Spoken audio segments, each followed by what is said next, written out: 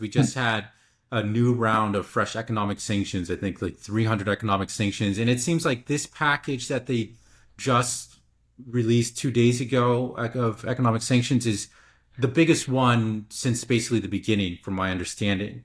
Um, and so far, we've seen Russia shrug everything off. I assume they'll shrug this off. Actually, we've seen them do more than shrug it off. It seems to have actually bolstered their economy, and their economy is growing. Investment is up.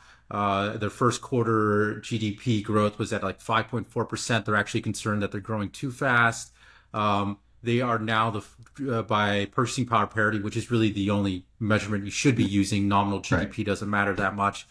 They are now the fourth largest economy. So they've surpassed Japan and Germany in terms of growth. Right. So it's, talk about a backfiring, policy with these economic Right. sanctions. But we have just, rolled out another barrage of economic sanctions. Can you maybe talk about the consequences of this? Well, Um, yeah.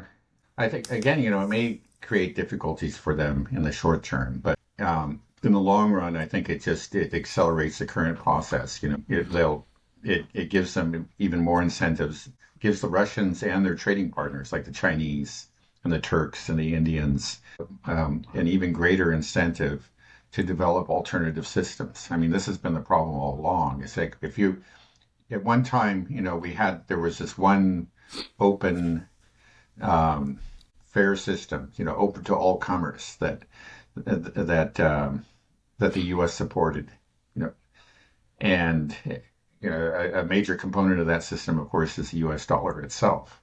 So this is something that everybody can use. It's convenient, and it has a history of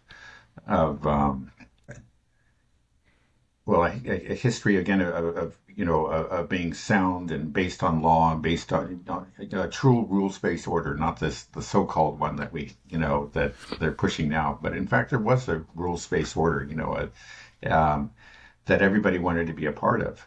But the the tragic or foolish mistake that the Americans made was just to use a system whose greatest strength again was its fairness, its lack of uh, political preference or um, it, yeah, it it's did not impartial. make distinctions between friends and enemies between different nations.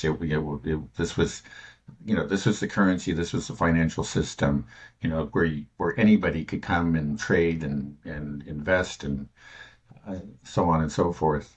But they took this, that had the system that had those advantages, had that reputation that had been developed over decades, and turned it against the Russians, right? They weaponized it.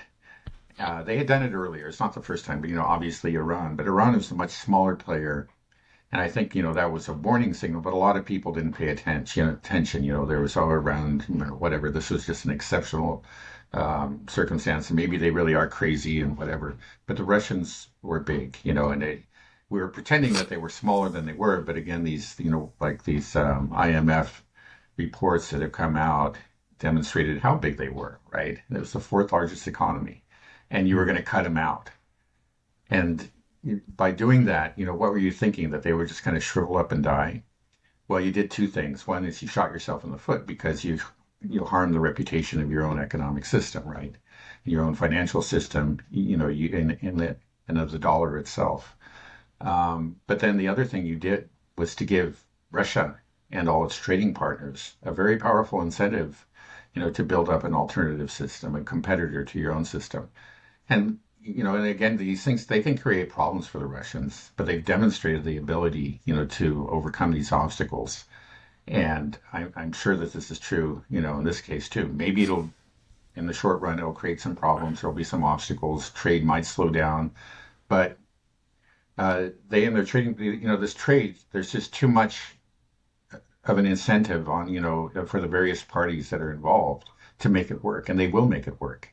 Mm-hmm. Again, you're just foolish to think that they're just going to all kind of curl up or just give up and return to your system. No, you've actually created a sense of incentives that just are going to inevitably result in a very powerful alternative system. So we have, one example, of course, the BRICS is talking about setting up their own transaction system, an alternative to SWIFT.